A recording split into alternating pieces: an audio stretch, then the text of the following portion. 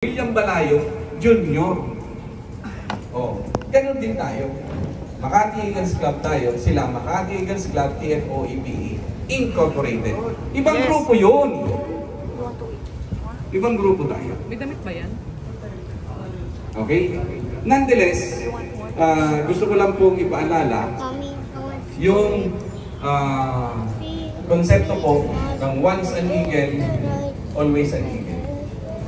Napaka-importante po ng ganyang konsepto. Yung konsepto na po yan, nakadikit po dyan yung tinatawag nating alalayang agila. Sa konsepto rin po yan, nakadikit yan po yung tinatawag nating Eagles Delicatessen. Kaya nga may Eagles Delicatessen. Because, hinahanap natin sa sarili natin yung pagpukontrol ng sarili natin na hindi tayo lalampas sa kung anong nararapat at sa kung ano ang tama. Ngayon, merong isang grupo, dating mga miyembro ng, huwag natin, let me rephrase that. Hindi ko gagamitin yung word na dating miyembro. Okay. Dati nating kasamahan dito sa Makati Eagles Club. Ngayon, ayaw nang sumama sa atin. So, anong gagawin natin doon? Di ba? Hanggat hindi po natin ini-expel, sila po, technically, ay members ng Makati Eagles Club. Hanggat hindi po natin ini-expel. Expert niya. Nagtatapang ng mga nandito sa unahan. Alright. Relax. Relax po yan. I-remove muna natin bago expel. Relax. Okay, hanggat hindi po natin ini-expel. Okay, pero siyempre kung hindi po nag-a-attend ng GMM at hindi po nagbabayad ng dues, annual dues, monthly dues, magiging po silang inactive. Nasa kanila ko yan, hindi pa pinapalik sa akin. Relax po yan. Pera lang yan. Ngayon, kalma. Ngayon, eto na. Yung club po sa Agila, okay, yung club po sa Agila, yan po ang number 1 pinakamalakas na unit sa buong Agila. Club po. Bakit? Sa reason na kung wala po yung club, hindi mabubuo ang region, hindi rin mag-exist ang national. Ang club can exist without the region. Can it exist without the national? Sinong naggarantiya niyan? Ang naggarantiya po niyan ay mismong Constitution ng Republic of the Philippines. Under the clause of freedom of association. Okay? Nasa Constitution po yan. Freedom of association. Ibig sabihin, tayo, nagkakaisa, nagkakasundo, meron tayong isang tinitingnan. Meron tayong prinsipyo na gustong ipaglaban. Gusto natin magtayo ng Makati Eagles Club. Meron po tayong freedom of association. Walang makakapigil sa atin. Kay region, kay national, hindi tayo kayang pigilan. Ano ngayon ang pakinabang ng region? Anong pakinabang ng national? Sila lang po ang nagbibigay sa atin ng affiliation. Affiliation lang yan. Kaya po tayo, Makati Eagles Club, affiliated po sa The Fraternal Order of Eagles, Philippine Eagles. Pero, paano kung sinabi ng The Fraternal Order of Eagles, Philippine Eagles, alis kayo dyan? Pwede tayong umalis, pero hindi nila tayo kayang buwagin. Kung gusto natin, nagkakaisa pa rin tayo, gusto natin na ipagpatuloy ang ating organization, with or without the national, kaya po natin gawin yan. In the same manner, na meron po tayong karapatan piliin kung kanino tayo mag-a-affiliate. Okay? And tayo naman po, nagkasundo, nagkaisa, na mag-affiliate po tayo, hindi ko sasabihin ng original, hindi ko sasabihin ng legit. Ito na lang po sasabihin ko, nagkasundo at nagkaisa tayo na mag-affiliate tayo doon sa mas nakararami at mas kalalaki. Malaki. Malaw. Mas malaki. Malaw.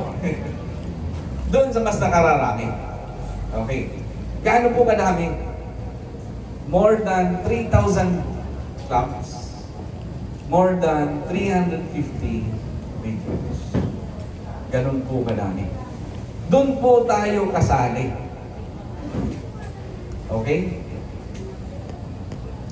Hindi po tayo sumali doon sa isang grupo na iilan lang ang club at iilan lang ang region.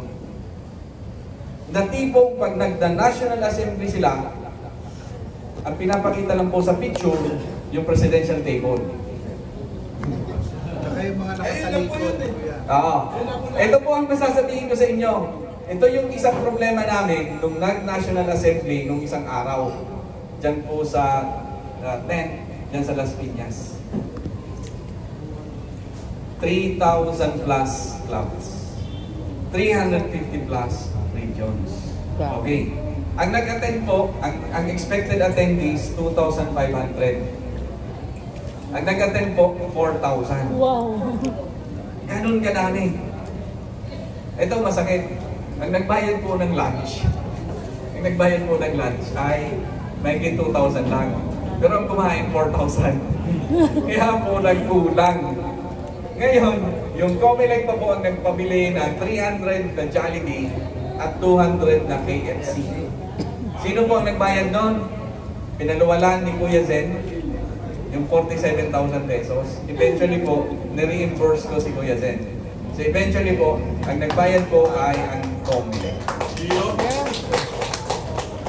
Ganun po tayo kadami na sa sobrang dami, magkamali ka lang ng konti, nagkukulang yung pagkain. Okay? Ganyan po talaga. Kahit siguro sa military, alam yan. Magkamali ka ng estimate sa logistical requirements ng pagkain, talaga magkukulang yan. Kasi pag napasobrahan mo naman, ako, madaming mapapanis sa pagkain. So ganun po tayo kadami. Okay? Yung tipong pinag-iisipan na po sa susunod, baka sa Cuneta Astrodome na tayo, or dyan na tayo sa Araneta Coliseum, or kahit doon na po sa, doon sa Bulacan. Alam niya, alay na. Dahil na. 55,000 po yun. 55,000. Hindi tayo ma-accommodate dun kung mga 25,000 club. Gago. Alright. Okay. Nabanggit po natin yung mga malalaking, yung The Arena, yung Astrodome. Ako po, siguro iwanan mo natin yung mga issues, no? Yung pangarap na lang siguro. Simula ulit, kuya. Ako po, ang pangarap ko, from the very beginning, hindi maging governor. Okay? Ulitin ko po wala po akong pangarap na maging governor. Okay? Wala. As in, wala talaga. Ulit-ulitin ko Kuya Benji tumigil ka. Wala po akong planong mag-governor. Okay? Pero, kung meron po sa inyo na gustong mag-club president, number one, hindi ko po kayo pipilitin na mag-club president.